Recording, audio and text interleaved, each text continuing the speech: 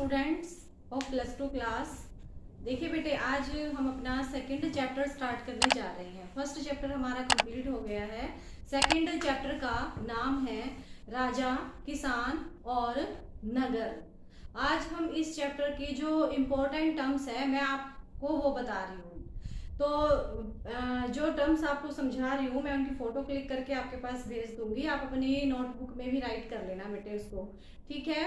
और देखिए, हमारी जो फर्स्ट टर्म है, मोस्ट इम्पोर्टेंट टर्म्स है ये हमारे सेकंड चैप्टर की। तो सबसे पहले जो फर्स्ट टर्म है वो है हमारी अभिलेख शास्त्र। अभिलेख शास्त्र को इंग्लिश में एपिग्राफी भी बोला जाता है। एपिग्राफी का मतलब क्या है? एपिग्राफी का मतलब है कि वह शास्त्र अभिलेख शास्त्र इसको कहते हैं हिंदी में। अभिलेख शास्त्र यानी ऐसा शास्त्र अभिलेख जिसमें कि अभिलेखों का अध्ययन किया जाता है। अभिलेखों के अध्ययन को क्या कहा जाता है?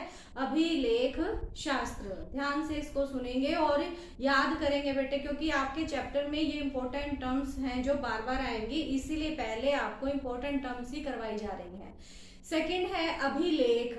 अभिलेख किसको कहा जाता है? तो अभिलेख के बारे में हम ये कहेंगे कि वह लेख जो किसी कठोर सतह पर, जब कोई कठोर सतह पर हम खुदाई करके उसके ऊपर कुछ अंकित करते हैं, कुछ लिखते हैं, कोई पिक्चर बनाते हैं, उसको अभिलेख कहते हैं। कठोर सतह का मतलब क्या है? जैसे पत्थर, धातु या मिट्टी के बर्तन, जैसे कि उनके ऊपर हम कुछ खुदाई करके कुछ भी अंकित करते हैं, तो उसको हम क्या कहते हैं? अभिलेख। थर्ड है आपका जनपद। जनपद का मतलब क्या है? देखो, इसको आप संधि विच्छेद कर सकते हो, जन प्लस पद। जनपद, जन यानी कि जहां पर लोग अपना पांव रखते हैं। सिंपल सा आप इसको समझ सकते हो, जहां पर लोग अपना पांव रखते हैं, जन अपना पांव रखते हैं। तो पांव रखने का मतलब क्या है कि जहां पर लोग रहते हैं, बसते हैं, उसको जनपद कहा जाता है। यानी कि एक ऐसा क्षेत्र, ऐसा भूखंड जहां पर लोग रहते हैं, उसको क्या कहा जाता है? जनपद। तो और इस शब्द का प्रयोग जो है संस्कृत भाषा में भी आपने पढ़ा होगा, संस्कृत में भी प्रयोग किया जाता है और प्राकृत भाषा दोनों में इसका प्रयोग, जनपद वर्ड का प्रयोग किया जाता है। नेक्स्ट है आपका ओलिगार्की। ध्यान से सुनेंगे, ओलिगार्की। ओलिगार्की का मतलब होता है कि जब किसी क्षेत्र पर एक समूह का शासन होता है। समूह का मतलब क्या है? कि लोगों के समूह का शासन होता है। कुछ लोग मिलकर जिस पे शासन करते हैं, जिस क्षेत्र पर शासन करते हैं, तो उस शासन व्यवस्था को हम क्या कहा जाता है? ओलिगार्की। थर्ड उससे नेक्स्ट है राजगाह। राजगाह, राजगाह का मतलब क्या है? राजगीर। राजगीर का ये पुराना नाम है राजगाह। उससे नेक्स्ट है आपका पेरिप्लस। तो सबसे पहले आपको ये देखना है कि पेरिप्लस, पेरिप्लस जो है एक ग्रीक भाषा का शब्द है। ध्यान रखना है इसको कि पेरिप्लस किसका शब्द है? ये यूनानी भाषा का, ग्रीक भाषा का ये शब्द है पेरिप्लस। और इसका मीनिंग है समुद्री यात्रा।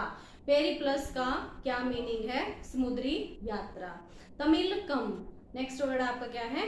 तमिलकम। तो तमिलकम जो वर्ड है वो यूज किया जाता था दक्षिणी क्षेत्रों के लिए। जो दक्षिणी भाग हैं उनके लिए, उन दक्षिणी भाग के जो क्षेत्र होते हैं उनके लिए उस टाइम पे क्या वर्ड यूज किया जाता था? तमिलकम। उसके नेक्स्ट है अग्रहार।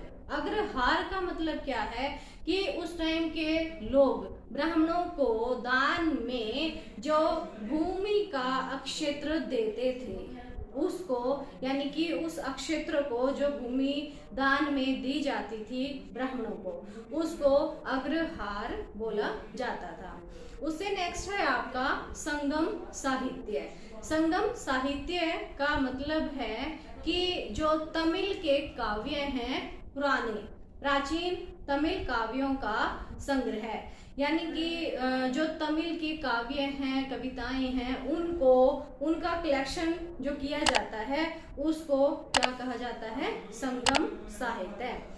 गृहपति, गृहपति यानी कि जो घर का पति, घर का मुखिया, घर के मुखिया को कहा जाता था गृहपति। उससे नेक्स्ट है मुद्रा शास्त्र। मुद्रा शास्त्र, मुद्रा का मतलब क्या है?